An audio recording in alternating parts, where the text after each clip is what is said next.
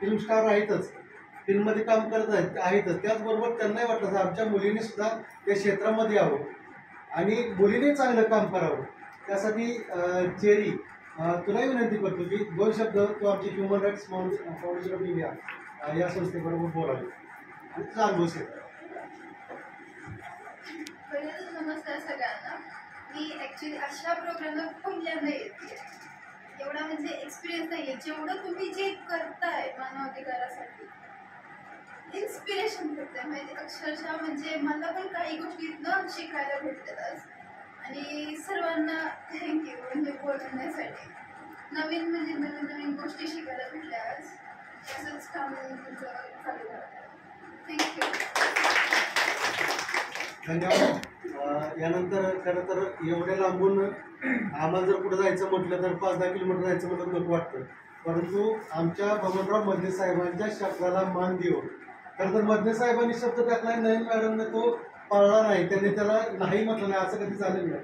नयन madam खरं तर human rights foundation of इंडियाच्या अनेक कार्यक्रमाला आपण उपस्थित जातावी आणि आला तर नयन मॅडम तुम्हाला विनंती करतो की आपलं ही मोलाचं मार्गदर्शन आपण एवढा वेळ देऊन आलात, त्यामुळं सविस्तर वेळ घेऊन आपण बोलावं आणि आपलं मनोरंजन करावं.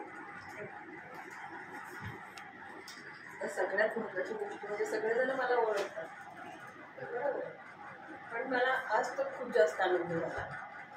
कारण मला जेव्हा कळालं का त्यांनी सांगितलं की अरे सगळ्या चॅनलवाले येणार आहेत, त्यांचे बऱ्यापैकी त्यांचा आपण सत्कार करतोय, प्रमोशन झाले त्यांना पण सत्कार करतोय, मला फार आनंद झाला. ॲक्च्युली माझी तब्येत ठीक नाही आहे, I can't speak that actually, पण मला एवढं छान वाटलं की अरे चॅनल म्हणजे डान्स किंवा मूवीज असं दाखवण्यासाठी भरपूर असतं, बरोबर आहे सर, पण हे काय करतात ते ह्युमन राईट्स म्हणजे ते काय करणार आहे, कोणासाठी काय करतायत, त्यांच्यापर्यंत पोहोचायचे, त्यांना सगळं समजून सांगायचे, हे काम आपण इतकं बोलून नाही करू शकत. एका ठिकाणी किंवा एका हॉलमध्ये आपण बोलल्यानंतर पण ते पोहोचणार कसं तिथेपर्यंत, तर सगळ्या जनतेपर्यंत पोहोचवण्याचं काम हे तुम्ही सगळे करता. म्हणजे सगळे एकमेकांच्या पाठीशी कशा आहात. आता सगळ्यांचं बोलणंही मी ऐकते, नेहमी ऐकत असते, पण एकमेकांना सपोर्ट करण्याची जी ताकद आहे ना, ती एवढी ताकद मी नाही करू पाहिजे. इथून बाहेर जर मी गेले ना तर कोण पॉसिबल, मला एकही मी माणूस सांगू शकत नाही की हा मला सपोर्ट करेल. इथं प्रत्येक जण, मला मी असं म्हणू नाही शकत की हा सपोर्ट करेल, तो व्यक्ती सपोर्ट करेल, त्यांना जमणार नाही, ते नाही असं नाही, हा प्रकारच नाही. म्हणजे जेव्हा तुम्ही सगळे बसता सर, तुम्ही जेव्हा बोलता त्यावेळेला म्हणजे ते असं होत असतं की आत्म्यात शिरतात. पूर्णपणे त्या व्यक्तीचं ना अक्षरशः तो असा व्यक्ती समोर येतो, इथे काय बोलणार नाही, अपेक्षा ही व्यक्ती काय आहे हे आमच्या डोक्यामध्ये असतं.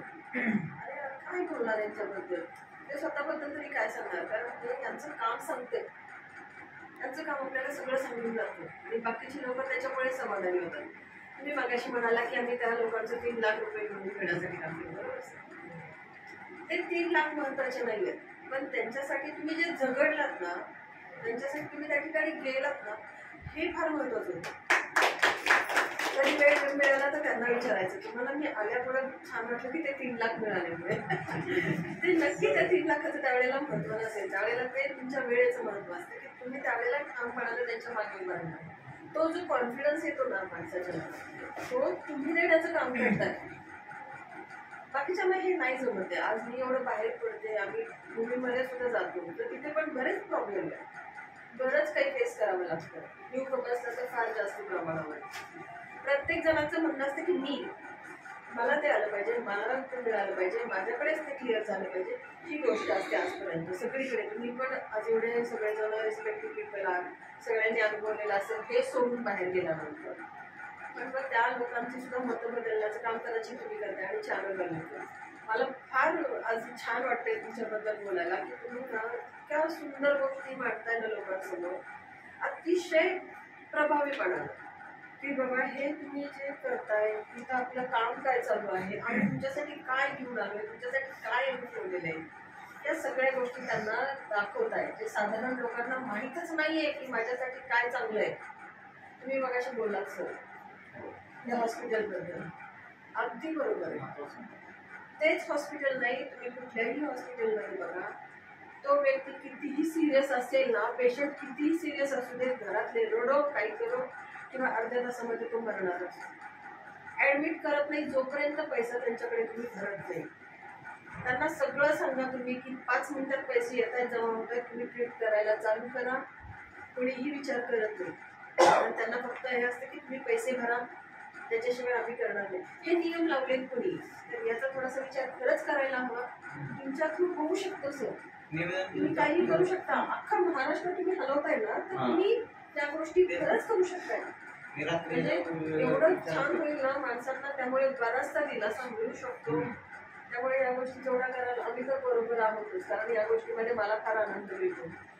कदाचित काही टेन्शन मधनं फ्री होऊन आम्ही इथं येतो आणि काही गोष्टी शिकतो. जसं चेरी बोलली की बाबा रे छान काही काही शिकायला मिळते.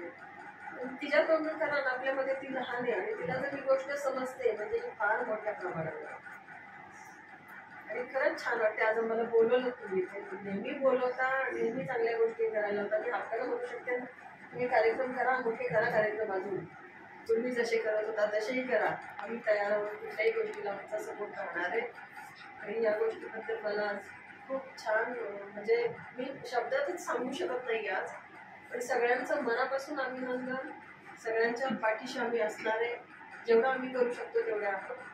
त्याच्यामुळे सगळ्यांचा धन्यवाद आणि सगळ्यांना थँक्यू व्हेरी मच. धन्यवाद मॅडम, आपण अतिशय मोलाचं मार्गदर्शन तुमच्या टीमला केलं. खरं तर छत्रपती शिवरायांच्या सैन्यामध्ये अनेक सैन्य होते. बेडजी नाईक असतील, तानाजी मालुसरे असतील, त्याचबरोबर अनेक सैन्य असतील. ते सैन्य त्यांच्या काळामध्ये होते ना, परंतु आत्ताच्या काळामध्ये आपले सुद्धा अनेक मावळे आहेत.